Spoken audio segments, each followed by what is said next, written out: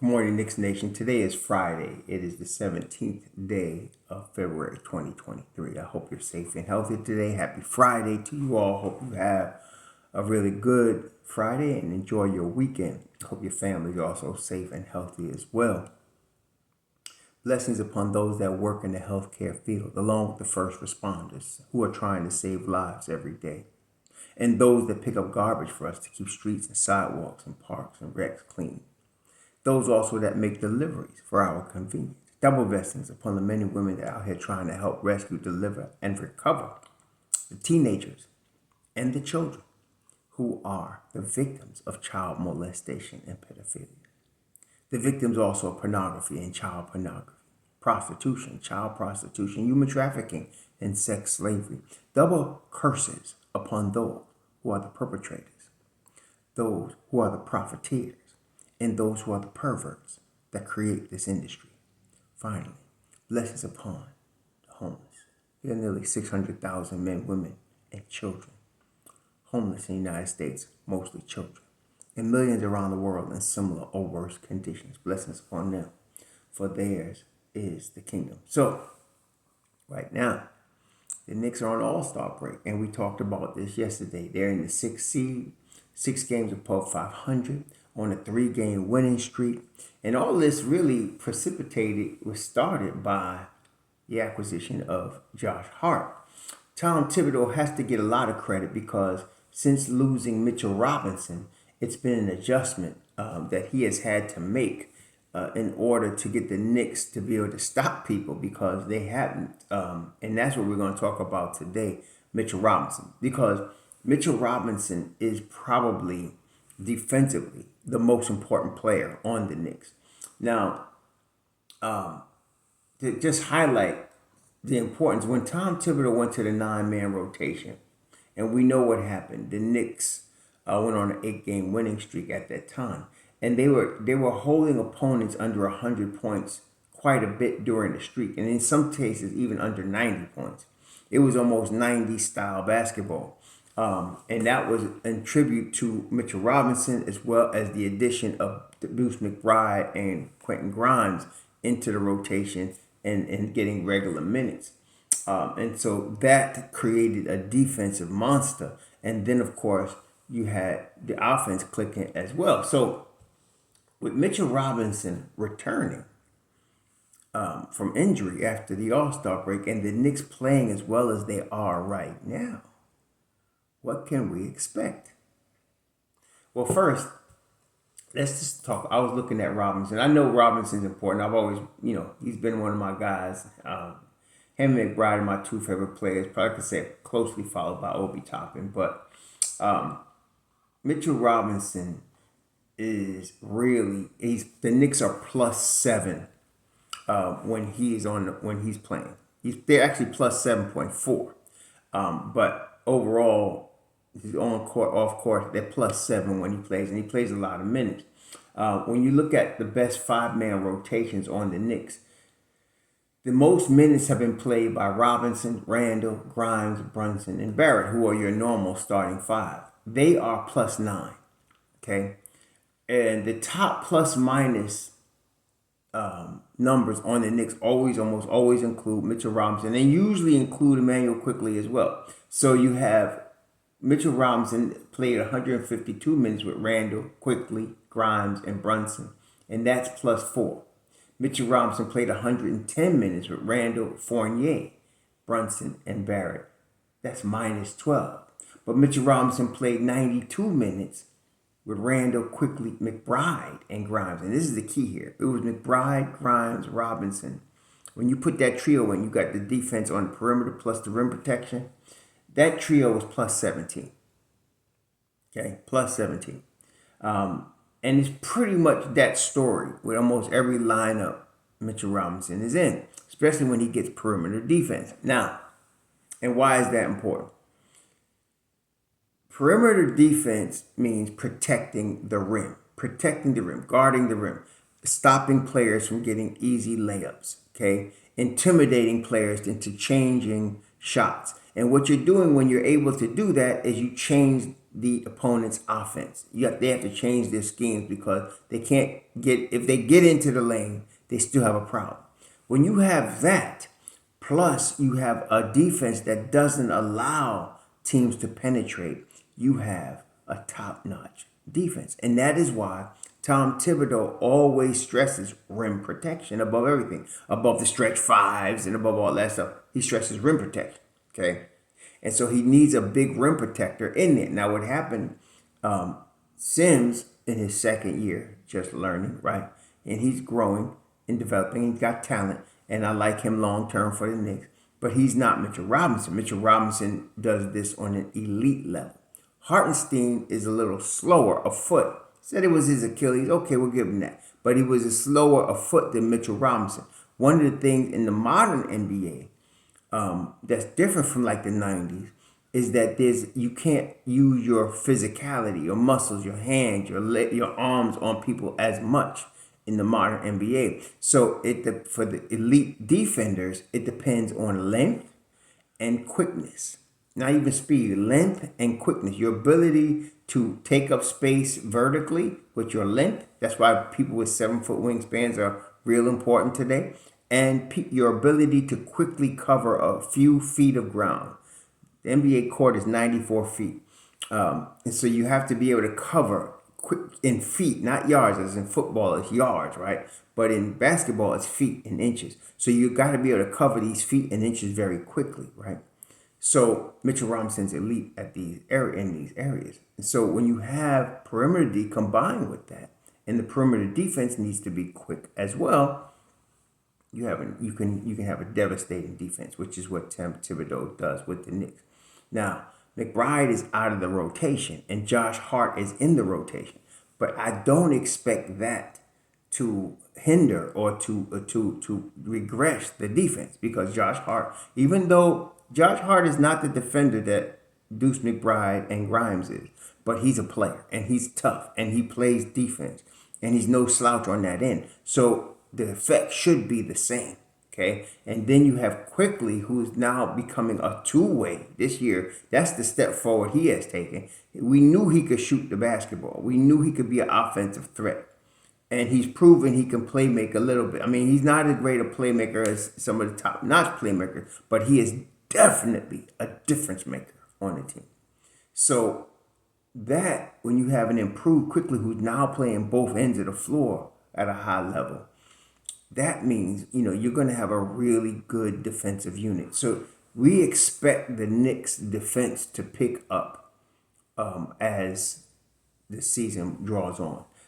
Earlier, like I said, we were really, once Tibbs sided on his 9-man rotation, and that's the thing. He came in with a rotation, start the season. People start tripping. That's normal in New York when they weren't doing as good as you thought they were going to do. But I told y'all, it takes time for him to find his actual rotation. He did. Once he picked his actual rotation, and that was after the loss against Boston. Once they lost to Boston 121-100. No, it was Dallas. It was a loss against Dallas. Yeah, Saturday, December 3rd. They lost 121-100 to Dallas. He made a decisive change right there. That was it. At that point, that was the 24th game. He made a decisive change. It was a back-to-back. The next game against Cleveland, they went 92-81. And from there, they rolled to 8 straight. So once he decided on his rotation, he knew what he wanted. He got Mitchell Robinson in there with the defenders, and we knew that Grimes and Deuce can guard the perimeter. It went from there. So now you're going to have a very similar situation, except now Isaiah Hartenstein has also improved in the defensive schemes. Okay, again, maybe it's his foot was healed or whatever, but he has improved in the defensive schemes enough so that he is protecting the rim. Now, he's not Mitchell Robinson, which is exciting. He's not Mitchell Robinson. Okay, he's not as good as Mitchell Robinson at doing this, but he has shown to be more than adequate, and that has been resulting in wins for the Knicks.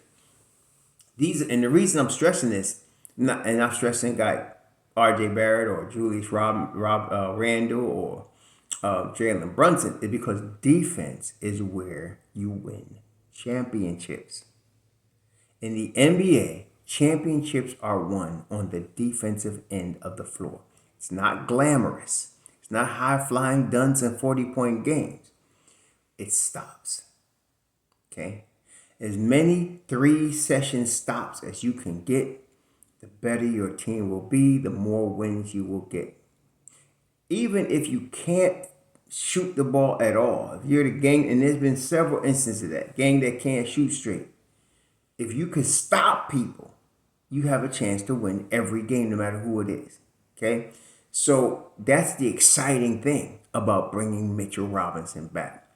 I'm expecting the Knicks to return to their top 3-4 status in all defensive categories in the NBA once he returns, because he has that type of impact.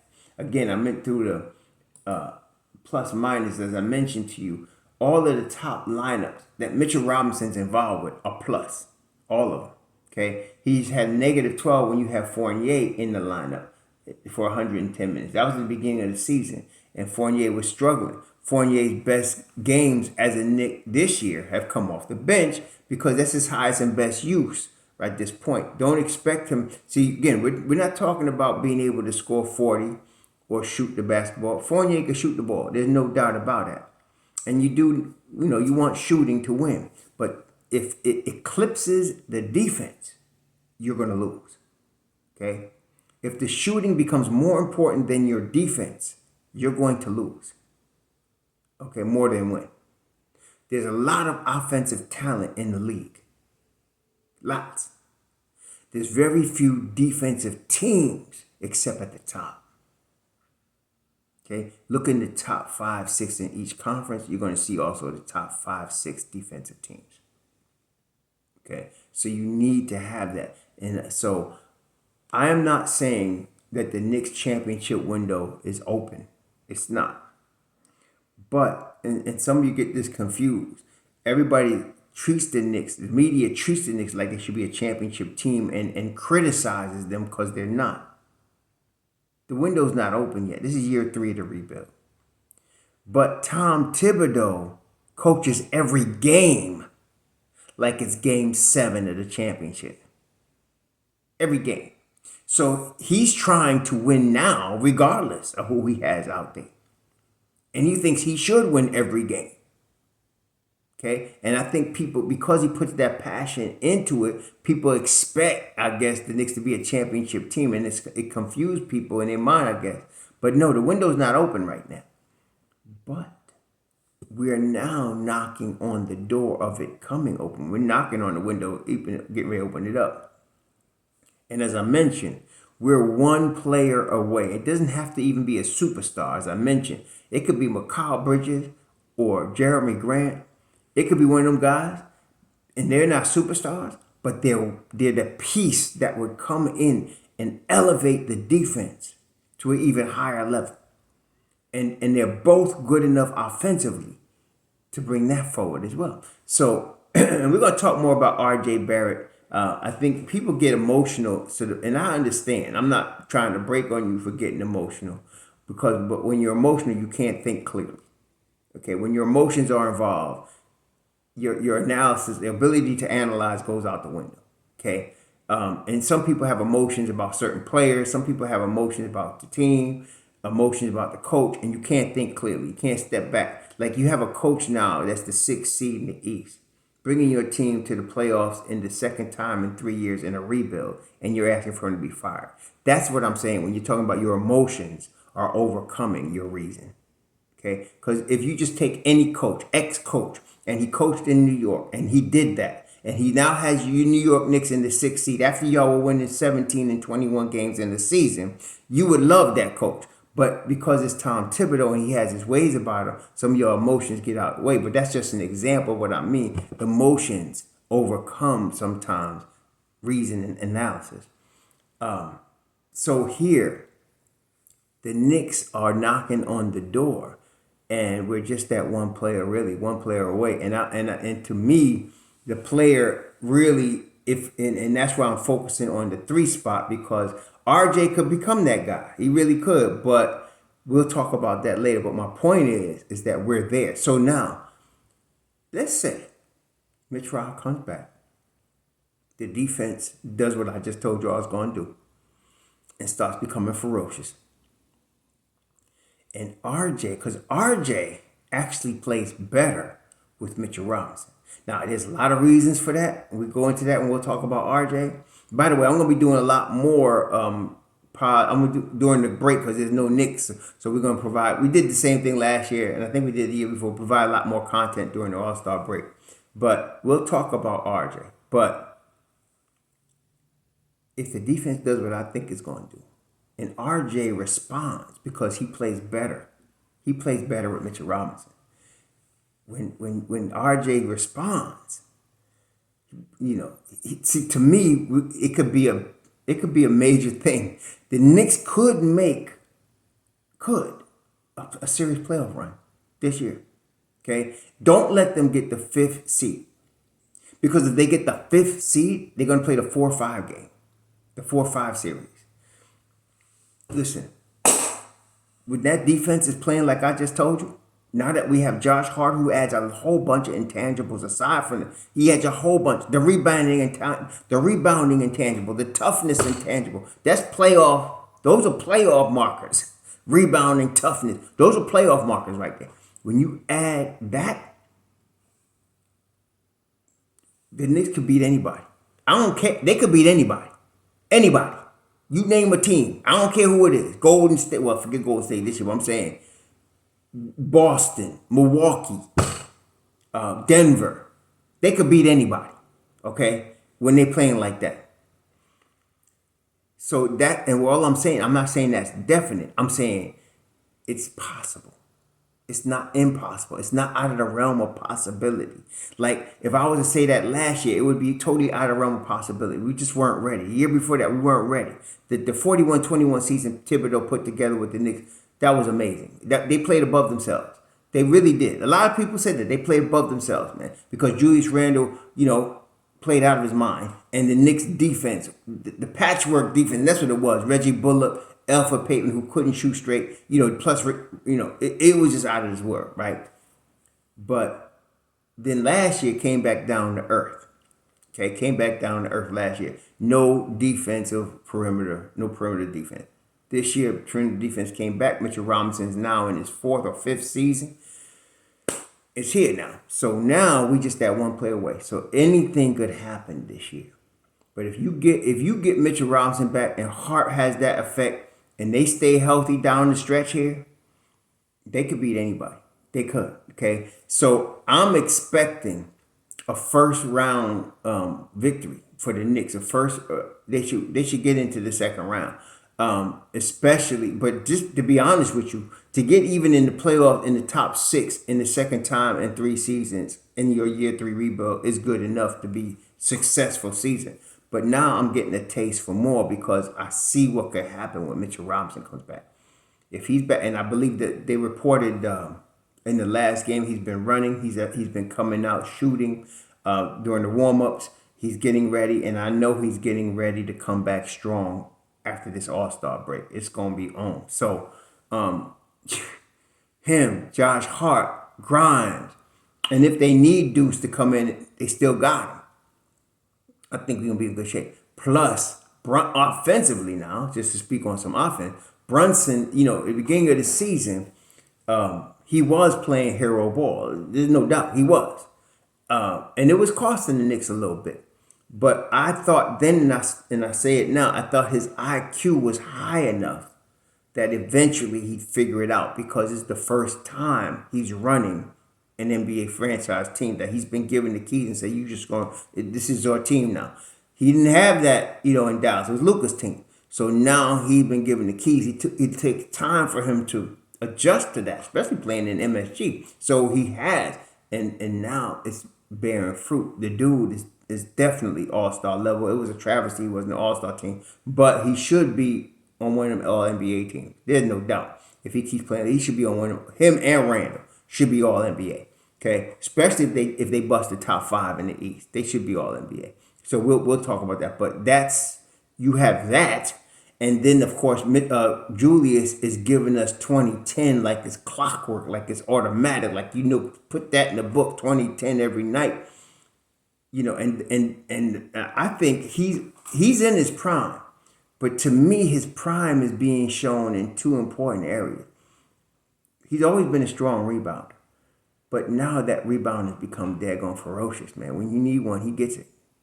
Period. There's two guys gonna need to stop him, and when you add Mitchell Robinson to that, one of the top offensive rebounders in the NBA, yeah, it's gonna be all that. So, Julius is playing at prime level. I don't think he's people asking what his ceiling is. He's at his ceiling, and that's fine. He's at his ceiling, and that's fine. But his ceiling is good. If you expected him to become Michael Jordan, you got a problem. This is good enough for him.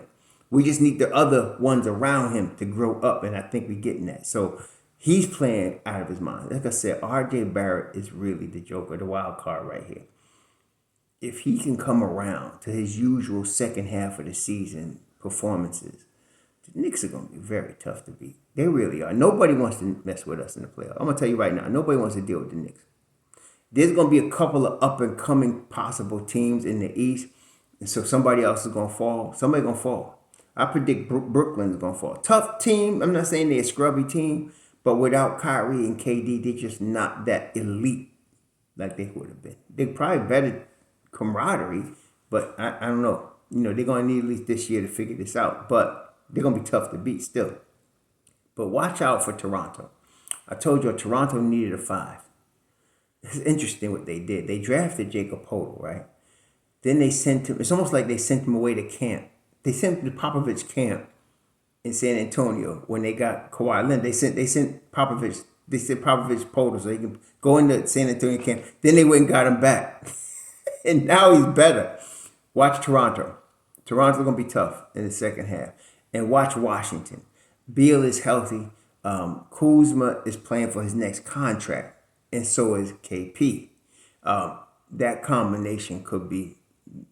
They could produce results. They both of those teams right now are either at the bottom of the play-in area or out the play-in, but I don't expect that to continue. And we start off our second season here after the All-Star break at Washington. So this is going to be very big test to come back to. So watch these teams. But the Knicks are in a position now. I told you they had the Knicks in the bottom of the play-in. A lot of people, somebody said, I don't care who got to lose their spot. Somebody going to lose their spot. You see what I'm saying now, right? Somebody going to lose their spot. If it's Miami, if it's Cleveland, if it's Brooklyn, it don't matter. Somebody losing their spot because the Knicks coming.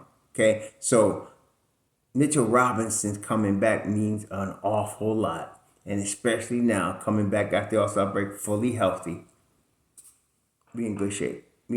And I don't know what's going to happen to Jericho Sims. He's looking like the odd man out again. Okay, because Hartenstein is playing his spot. I mean, he's back up par excellence. So we're gonna see what happens. The Knicks are deep at the 5. I told you all that. We're really deep at the 5. So we're good.